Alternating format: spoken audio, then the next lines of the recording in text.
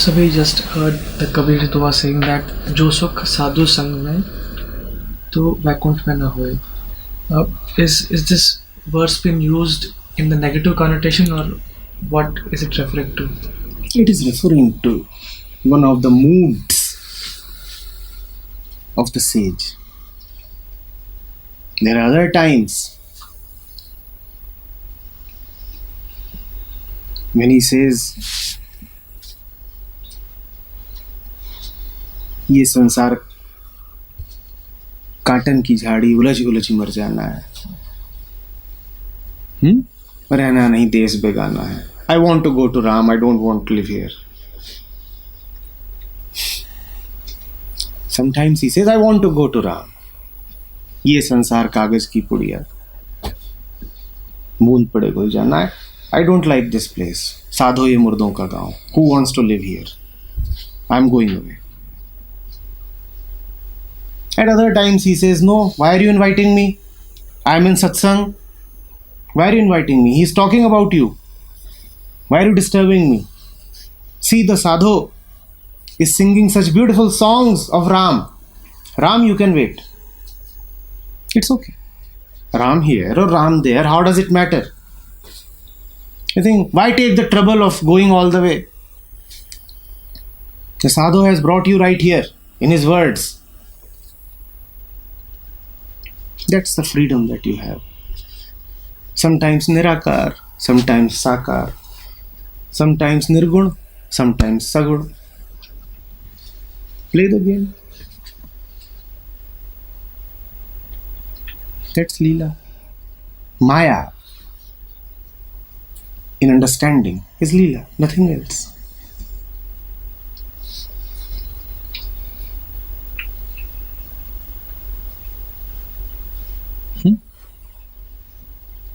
And the beauty of it, the whole thing is that there's no morality in it. Like saying this thing that Ram is coming and Yes. I don't care. Yes. There's no morality in it.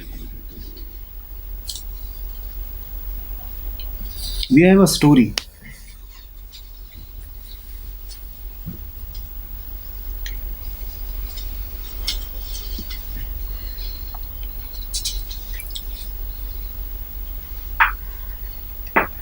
A man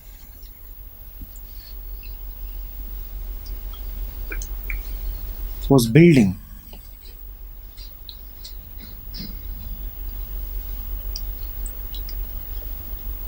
a temple of truth.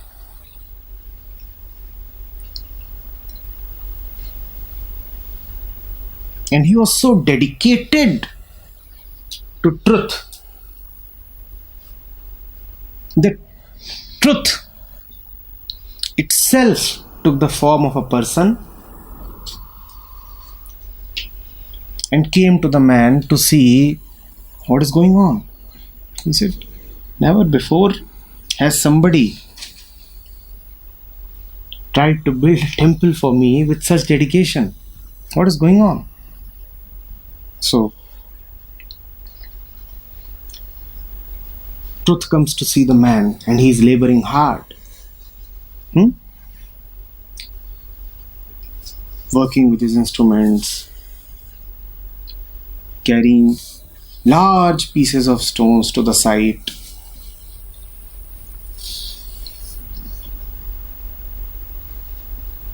Advising and supervising his workers, looking at the plants.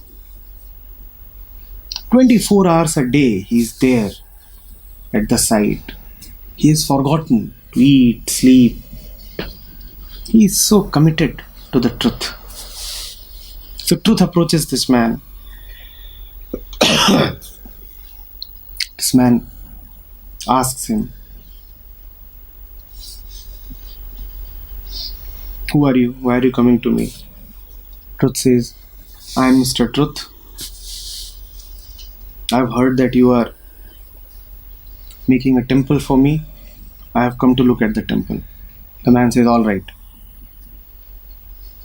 Now help me lug this huge stone up till there.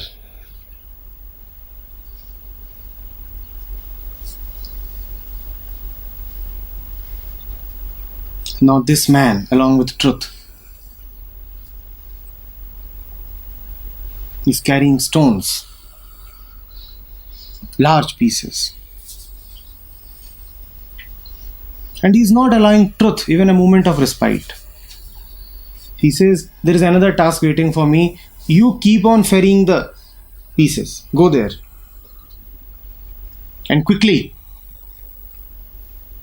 I don't like lazy legs. Continue bringing this. So the would-be priest of the temple is also there, busy overlooking all the arrangements. And he asks the man, who is that stranger that just came with you? He says, oh, he is truth. The priest gets angry. Priest says, you are building temple of the truth and you have no concern for the prime deity. You should have brought him here. We should have facilitated him, respected him, showered gifts, adulations. The man says, I do not know all that. What I know is this. The priest says, there could not have been a bigger fool than you.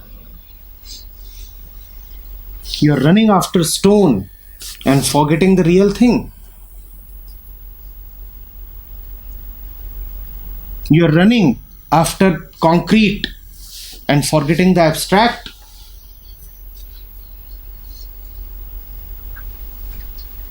You're running after material and forgetting the immaterial.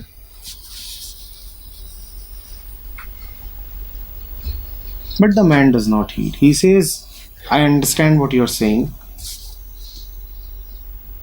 but my heart is here. This is the only way I know to approach the truth. This is the truth for me. The priest says, I am resigning. I shall no more be the priest of this temple. And I am going to beg forgiveness of the truth. So by that time, truth arrives, carrying a huge mass on his shoulders, sweating and all that. So he puts it down and he says, why the two of you are fighting? And the priest says, I have never seen a bigger renegade than him.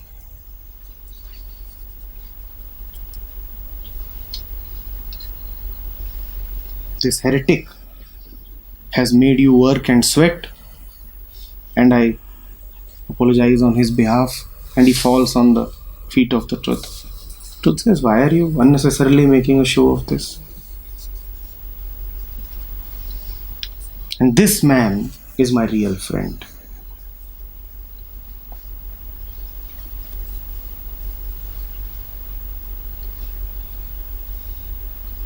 This man is my real friend.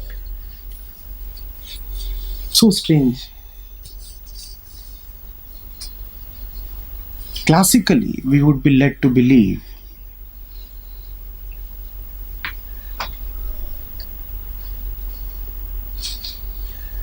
that the material is to be renounced for the abstract. But what if the abstract itself is visible in the material, and that is the only way of really living? When truth manifests itself in the stone, only then you are really alive. And we are talking of human beings here, aren't we? We are talking of material bodies here. If truth for you is a matter of verses and temples and abstractions, would you live your life in verses and temples and abstractions? You live your life in the material. In all the games of the material, if you can see truth, that is real samadhi. building the temple of truth. All that should matter to you is the temple, not even the truth. Because for you as a material being,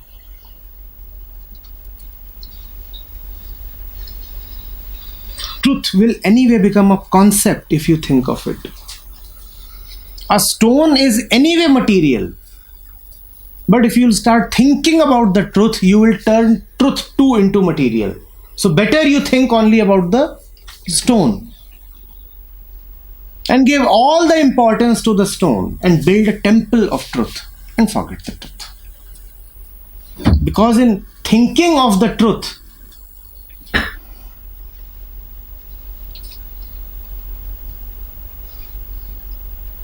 you are anyway doing yourself and the truth a disservice. Sir, but as material beings, the point comes that the mind never stops thinking. It is always filled with objects. So, it is anyway busy. And it is busy with things that don't matter or are not of prime importance. So, what should be done? As in, the mind is just not stopping, and the truth, if it's thought of, then you are just being away from it. So, what is. There are two ways to go about it. One is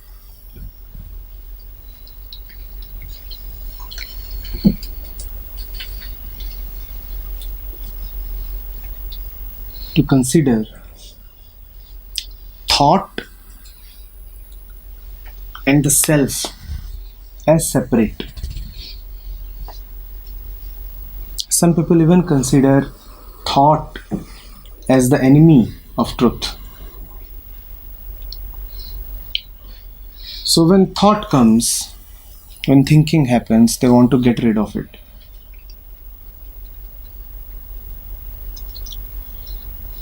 They want to dissolve it, and if they can't dissolve it, they want to suppress it. In this approach, the inherent assumption is that thought is separate from the truth and something apart from the truth exists. The approach itself is dualistic. Something else except the truth, other than the truth, exists. And I have to fight it. I have to fight it. In fighting thought, are you not negating the oneness, the absoluteness of truth? And then there are others with the other approach.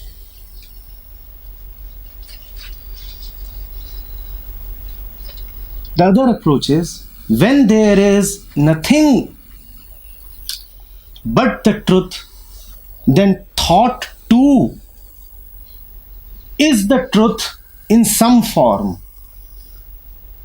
There is no need to run away from it, fight it, or suppress it. The need is to go close to it, because right now what is visible is just thought, not truth. If thought is visible, it has to be the truth in some form, because there is nothing but the truth. So whatever is visible has to be an expression of the truth. I'll not fight thought. I'll go close to thought. This going close is classically known as witnessing. Go close to whatever is and you reach the same place. Because whatever is that. You want to reach that? Don't search for it. Because it is anyway present within you and all around you. Go close to whatever is. The daily facts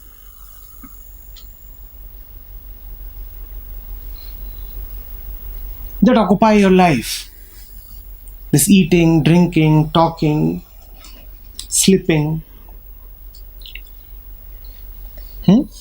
forgetting. Just go close to them and you reach that, the truth. There is no need to search for it. That is what Dattatreya has been saying so long. What do you mean by searching for samadhi? There is nothing but samadhi. There is nothing but truth. But in thinking that truth has to be reached, you have assumed that you are away from it. The more you seek it, the more you support your assumption.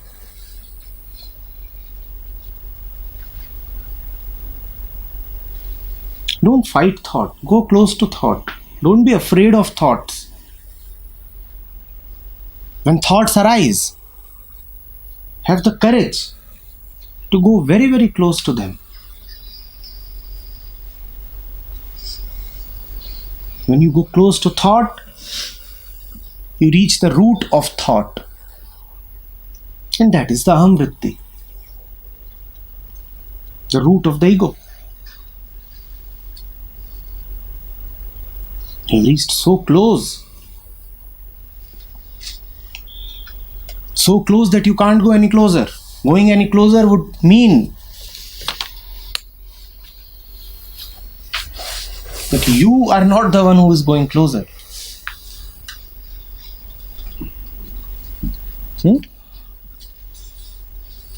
I still need more clarity on going close. We all live and behave as if there is another world of truth.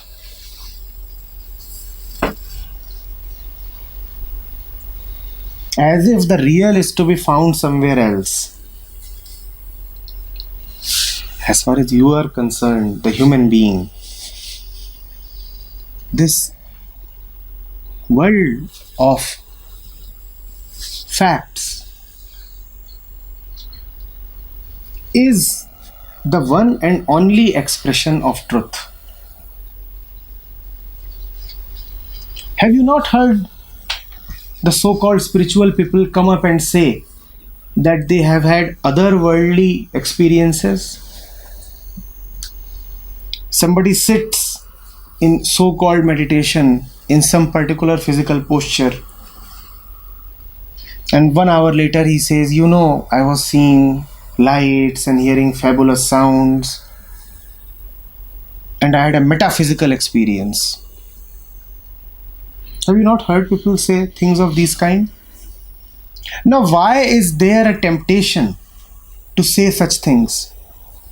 Because deeply within we believe that the kingdom of truth is somewhere else, and man is condemned to sometimes just get a glimpse of it and nothing more. So we find it some kind of commendation to say that I could reach there, even if for a very small while, I could reach there. Reach where? There is no other world. Even this world that you are claiming to reach is just mental gymnastics.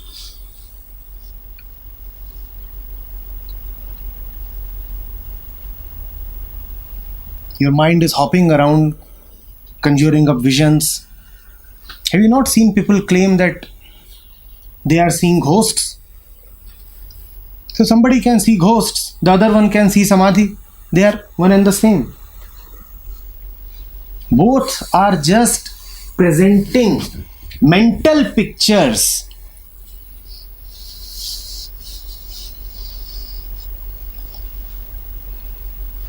as something real. Just mental pictures.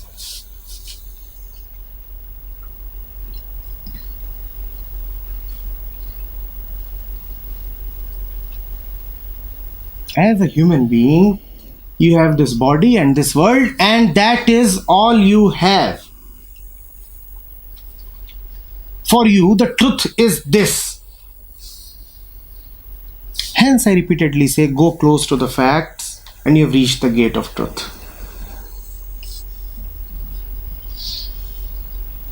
As a human being, all that you have is the material and the idea, nothing else. Go close to the material and go close to the stuff that keeps on going on in the mind. Know what is happening. Don't be ignorant of yourself. You reach there.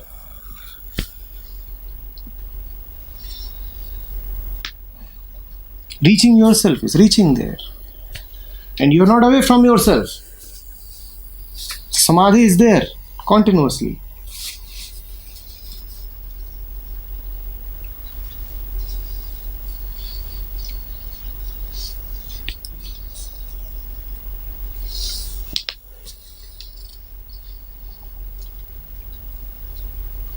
It disappoints, right?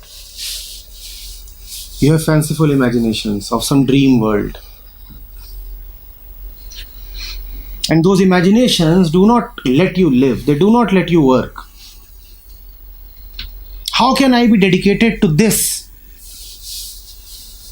when all the dreams and the fairies are waiting for me there?